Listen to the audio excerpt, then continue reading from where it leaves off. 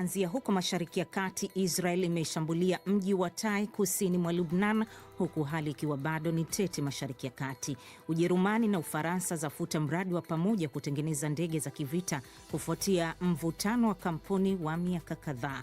Na kuelekea tamasha la soka la Kombe la Dunia, bado kuna mjadala miongoni mwa mashabiki na wachambuzi wa soka kuhusu msisimko wa tamasha la mwaka huu.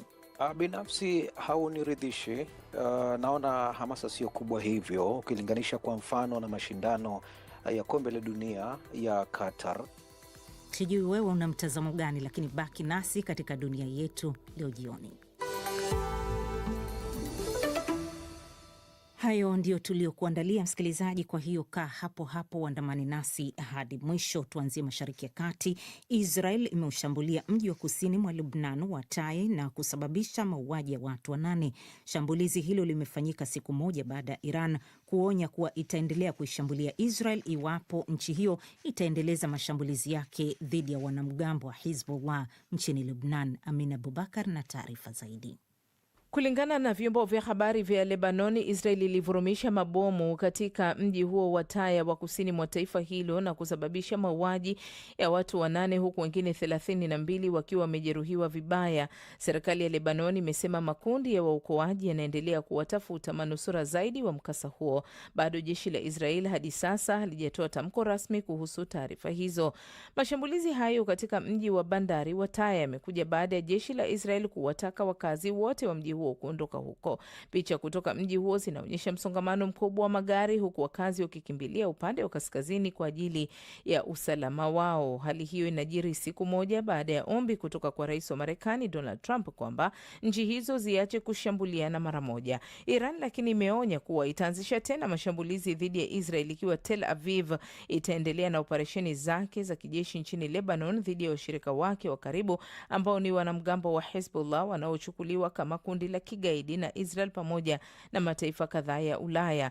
Vita vya Israel na Hezbollah vilianza Machi 2 wakati Hezbollah iliposhambulia kupinga vita vya Marekani na Israel dhidi ya Iran vilivyosababisha mauaji ya kiongozi mkuu wa Iran Ayatollah Ali Khamenei, ambaye nafasi yake sasa imechukuliwa na mwanawe wa kiume Mujtaba Khamenei. Israel hadi sasa imekataa kusitisha operesheni yake huko, na hali hiyo imeyaweka katika mizani mazungumzo ya kusitisha vita vya Iran na Marekani. Iran imesema haitofikia makubaliano ya aina yoyote na Marekani ikiwa vita dhidi ya Hezbollah havitositishwa kwanza, kwamba usitishwaji wa vita upande huo ni sehemu ya makubaliano ya amani kati ya mataifa hayo hasimu. Hezbollah nayo imetoa wito kwa serikali ya Lebanon kuyaweka sawa mahusiano yake na Iran ili ipate faida ya uungwaji mkono wa Iran, siku kadhaa baada ya jamhuri hiyo ya Kiislamu kuishambulia Israel kulipiza kisasi cha mashambulizi ya taifa hilo kusini mwa Beirut. Wiki iliyopita rais wa Lebanon pamoja na waziri mkuu walitolea wito Iran kuacha kuingilia masuala yake ya ndani baada ya Hezbollah kukataa masharti ya usitishaji vita na Israel. Amina Abubakar. Na Ujerumani na Ufaransa zimefuta mradi wa pamoja wa kutengeneza ndege za kivita kutokana na kutokubaliana kwa kampuni baada ya miaka kadhaa ya mivutano ya ndani, hatua inayosababisha pigo kubwa katika juhudi za ushirikiano wa kiusalama barani Ulaya. Zaidi kuhusu taarifa hii na Grace Kabogo. Maafisa wa Berlin na Paris wamethibitisha kuwa wiki iliyopita kansela wa Ujerumani Friedrich Merz na rais wa Ufaransa Emmanuel Macron walikubaliana kwamba kampuni za Dassault na Airbus zimeshindwa kutatua mivutano mikubwa na tofauti zilizopo.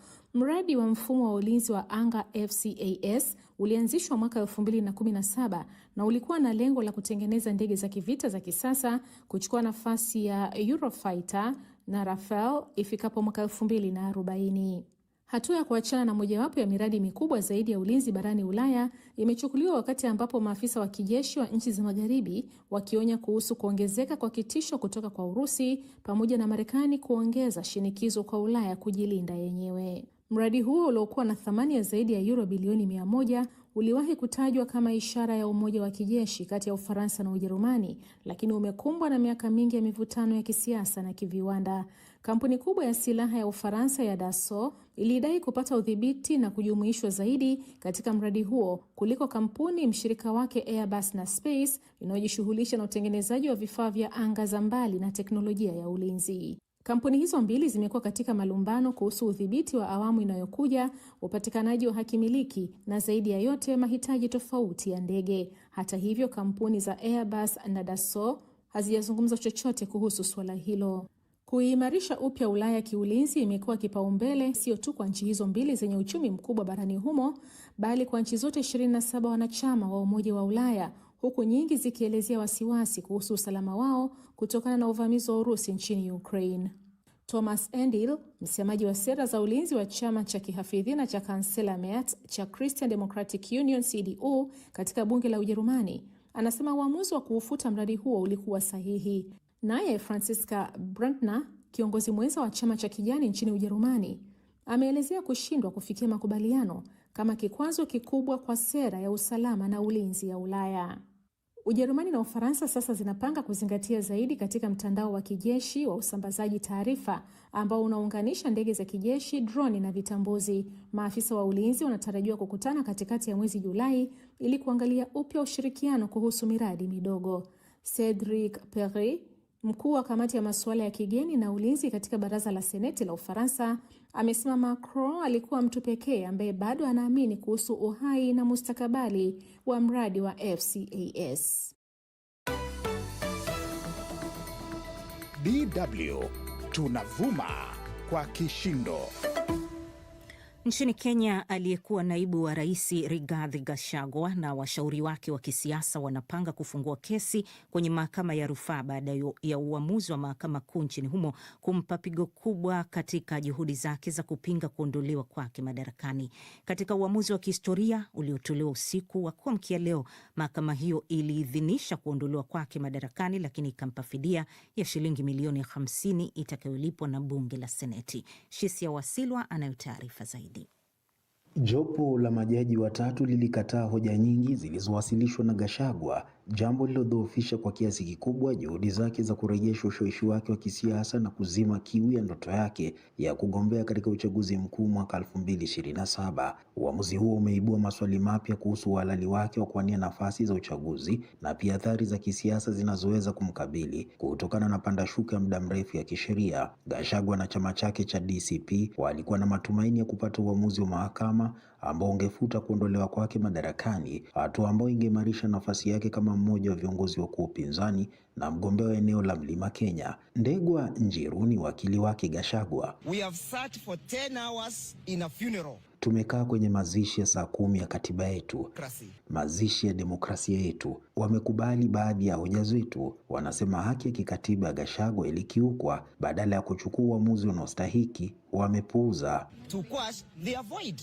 Baada ya kushindwa kubatilisha kuondolewa kwake madarakani, huenda Gachagua akatumia uamuzi huo kama mtaji wa kisiasa kwa kuendeleza simulizi yake ya muda mrefu kwamba amekuwa akilengwa kisiasa. Badala ya kuona uamuzi huo kama mwisho muhimu wake wa kisiasa, kuna uwezekano akawasilisha kama ushahidi zaidi wa njama za kisiasa zinazolenga kumnyamazisha, kama anavyosema Likaka Lichetu ambaye ni mtaalamu wa masuala ya uongozi. Inaweza kumsaidia kujionyesha kama mhanga wa mfumo wa siasa na hivyo kuimarisha nafasi yake kama kinara wa muungano wa kisiasa unaompinga William Ruto sasa hivi na kuelekea mwaka 2027. Katika uamuzi wake, mahakama kuu iliunga mkono hatua ya bunge ya kumwondoa madarakani na kufungua njia kwa mrithi wake Profesa Kithure Kindiki kuendelea kuhudumu kama naibu wa rais. Macho sasa yanaelekezwa katika mahakama za rufaa ambako mustakabali wake wa kisiasa unaweza kuamuliwa hatimaye. Katika tafiti za hivi karibuni za umaarufu wa viongozi, Gachagua amekuwa nyuma ya baadhi ya washirika wake wa kisiasa, jambo ambalo wachambuzi wanahusisha kwa kiasi fulani na athari za kuondolewa kwake madarakani. Likaka tena, mustakabali wake wa kugombea urais uko miongoni mwa mahakama, huenda watasema kwamba impeachment ilifanyika ipasavyo. Alipotimuliwa madarakani, Rigathi wa Gachagua alianzisha chama cha DCP